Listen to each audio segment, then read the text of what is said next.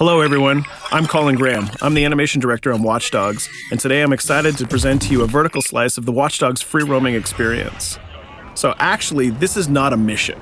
Everything we're going to showcase today is completely systemic, and we're free to do as we please. We start off in the wards, the low-income district of our interpretation of Chicago. When creating the world of Watch Dogs, we wanted to stay true to the city and give a unique flavor to each and every neighborhood, not only in terms of the architecture, but also in terms of the people that you'll encounter and what is happening in their day-to-day lives. In the wards, you'll see working-class citizens, rusty cars, gang members, abandoned houses, and low-grade pawn shops. It's really not the kind of place that you're going to want to be alone after dark. Nowadays, modern cities are increasingly managed by software, controlling traffic lights, electricity grids, and surveillance systems. In our version of Chicago, this management software is called CTOS, or the Central Operating System. The CTOS controls everything in the city, and it was created by the Bloom Corporation. Since the CTOS has been installed in Chicago, people get to work faster, the crime rate is dropped, and the communication networks are now more accessible and stable than they ever were before. It goes without saying that if everything is connected, somebody able to take over the system would be extremely powerful. At this point in the game, we don't have control over this district's CTOS system. The icons that you see over people's head mean that we cannot hack into their mobile devices at the moment. We need to find the CTOS control center, install a backdoor virus into the system to take control over all of the infrastructure in this district. There it is, the CTOS control center.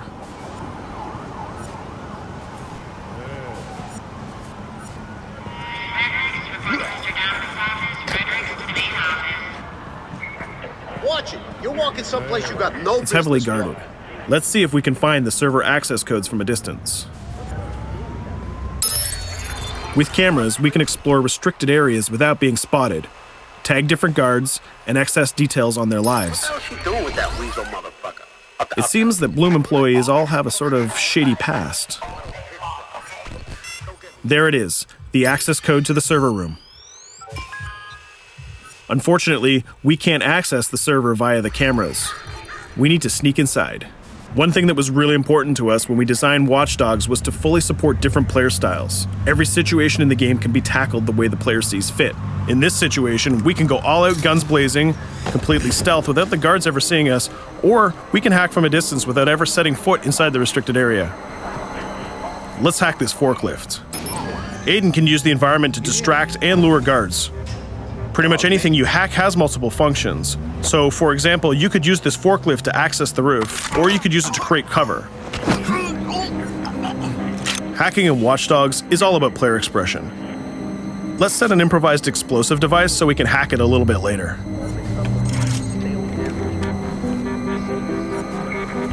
You'll also notice Aiden's low-profile stance. This indicates when the guards are unaware of our presence. We'll try to reach the upper level of the building to see if we can gain a vantage point over our opponents. Everything in the environment can be hacked, so we're going to make some dynamic cover. That's how you spend a day off.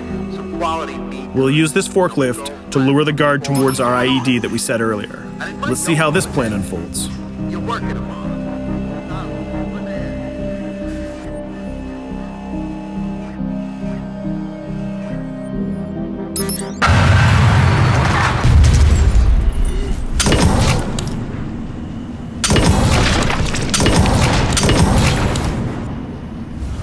What you just saw is called focus. It represents Aiden's analysis capabilities and his quick reflexes. This gives the player more time to combine core game mechanics together, such as shooting, hacking, and driving, in order to handle more complicated situations.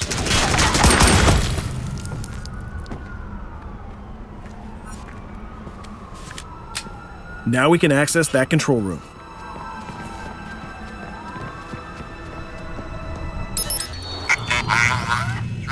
Drop 2, 5.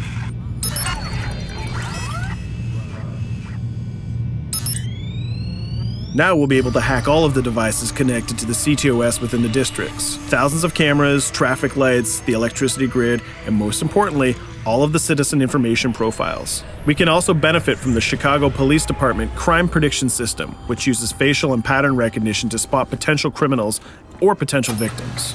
Since this is a pretty rough neighborhood, I'm pretty sure we're going to stumble on some suspected criminal activity pretty soon. And there it is. The system just pushed an alert of a potential crime. We can see the system trying to triangulate the location on our minimap. Take note, this isn't a mission. This can happen anywhere at any time. We've just spotted a potential victim. It's always up to the player if he wants to investigate or not, to take action or not. So let's see how this turns out. Yeah, you're right. What could I just say?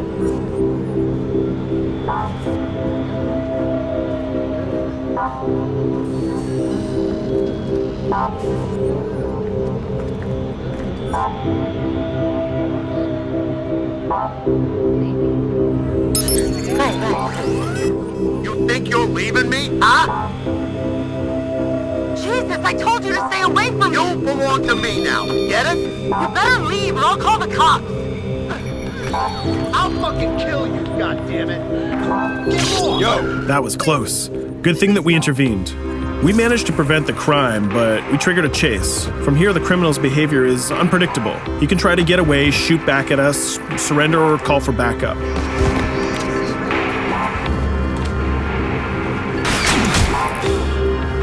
It seems like he decided to get away by car. Let's chase him down. In Watch Dogs, we have a wide variety of vehicles. Each one of them has their own unique properties and handling. Let's see how we can use the CTOS to our advantage to neutralize this criminal and leave the cops to deal with him later.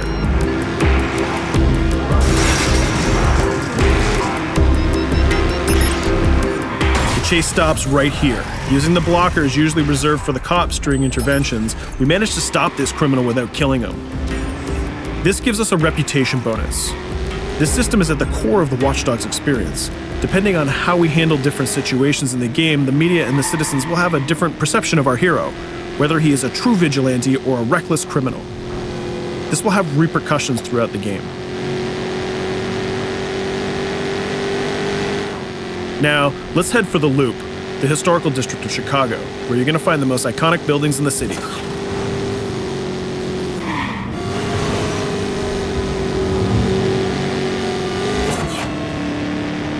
We're going to go to a gun shop to see what arsenal is available for players. The economy is a big part of Watch Dogs.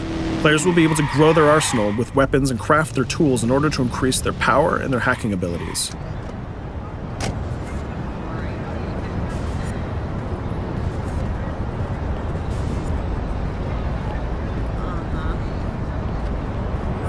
No, it's okay.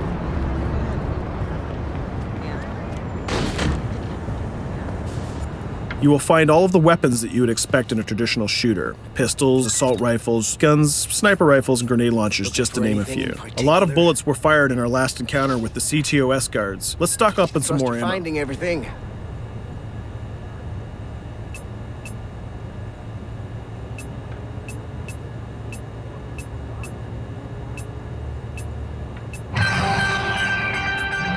As we mentioned earlier, the media keep track of your actions and the citizens are going to react according to the perception that they have of you. Here, the media is reporting a crime in which you are the #1 suspect. The gun shop owner recognized you and decided to trigger a silent alarm to notify the police. Copy that. Possible wanted suspect presumed armed and dangerous. Police are now trying to locate the source of the threat using the surveillance system in the city, represented by the yellow circles on the minimap. Come in, PH3.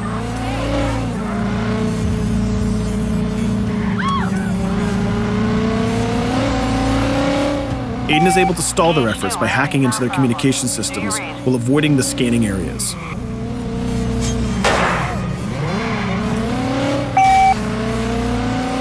PH units, do you copy? Repeat, squad to all PH units. Once they've lost our trail, we can go back to our activities.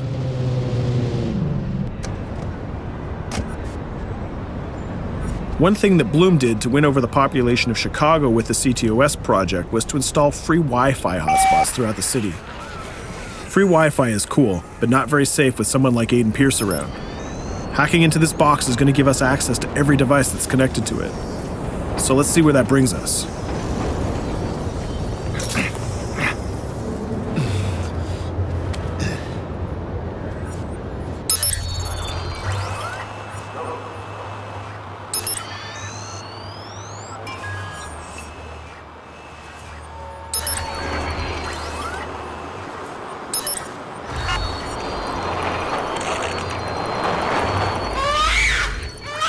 We just hacked into the webcam of a laptop. It seems that we're in the apartment of a mother and we can hear her baby crying in the background. Her bank information is in her mobile phone sitting right there on the table in front of us. It's totally up to the player whether we decide to steal it or not. Of course, this won't affect our reputation because nobody can witness this action. Just like in real life, nothing is totally black or white, but rather many shades of gray. This is exactly the situation where we want the player to question his own morality. Let's go withdraw that money. If you think that you're alone, think again. Aiden is not the only hacker in town. Someone's trying to install a backdoor virus on Aiden's phone in order to steal a portion of the information that he's gathered through the game so far. First, we're gonna have to reach the area where the signal is coming from.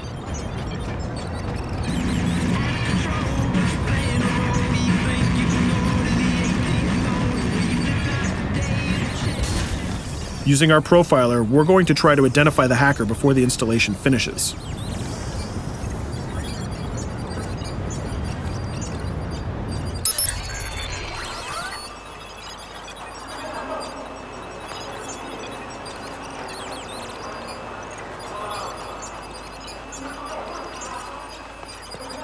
There he is. In Watch Dogs, things aren't always what they seem to be. This is actually another player that seamlessly came into our single-player experience. Let's not let him get away with this. We're going to teach this guy a lesson.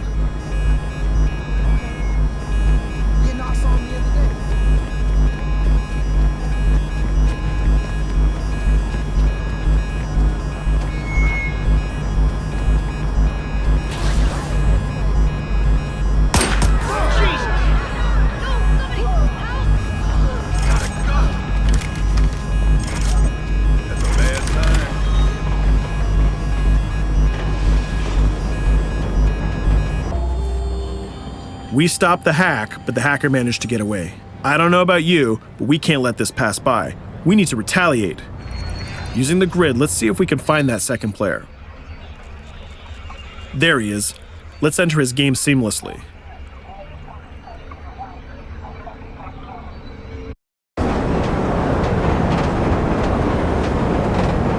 The second player is not yet aware of our presence. If we act carefully, he might think that we're one of the many NPCs in the city.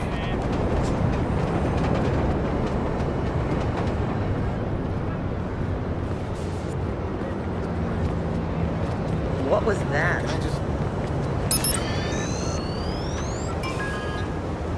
So let's find a place to hide and start hacking. What's going on?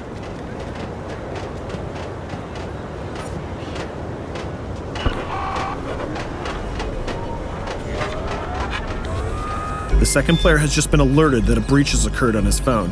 He's trying to find us using his profiler.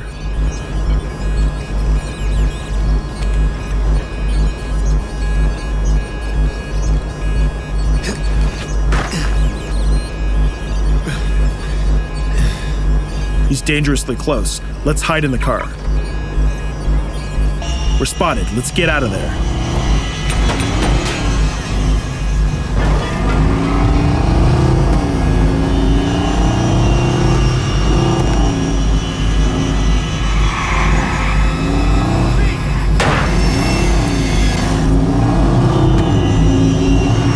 Let's set up an ambush right here.